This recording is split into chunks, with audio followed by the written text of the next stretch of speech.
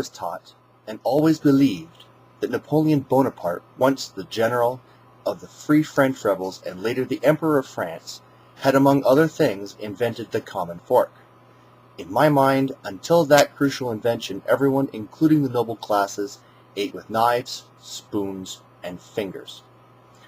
I was not completely wrong. Until the fork became popular, it was customary for nobles to hold their roasts with 3 fingers while cutting with their knives, or sometimes to anchor the meat directly to the table with a large knife to keep it from shifting.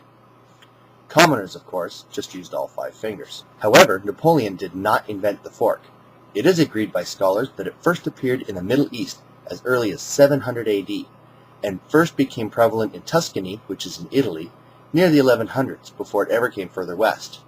Even then, many Italians, mostly clergy, found the tool contemptible and effeminate. It was not until Catherine de' Medici became Queen of France in the 1500s that they began to appear on every French table, and not until 1600s that English could read about them in books. However, it was the French who, in the early 1800s, finally made the fork the new standard for table manners in an attempt to rise above the common man and his dirty fingers. The French also made a new custom at this time for the more refined classes to send an elaborate leather case containing a knife, fork, and spoon to those people they wished to invite to dinner. This looks like an interesting custom. We've all seen in movies and heard about the rich man who went ahead and sent a dress to the lady he'd like to take out, and if anything, gave her an idea of what was coming up. And some find it very romantic. I realize that sometimes that going to this extreme could be quite pricey and in today's economy, but what about cutlery?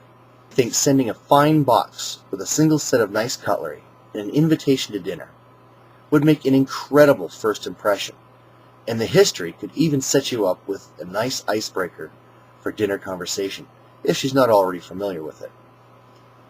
Or you could make this a wonderful romantic custom with your significant other. Just imagine how impressed she'd be if every Valentine's Day your wife or girlfriend got to open this present at work and explain to her ever-jealous coworkers how you impressed her that very first time with nothing more than the fork she ate her dinner with. You learn something new every day. Well, I hope I've done right by you.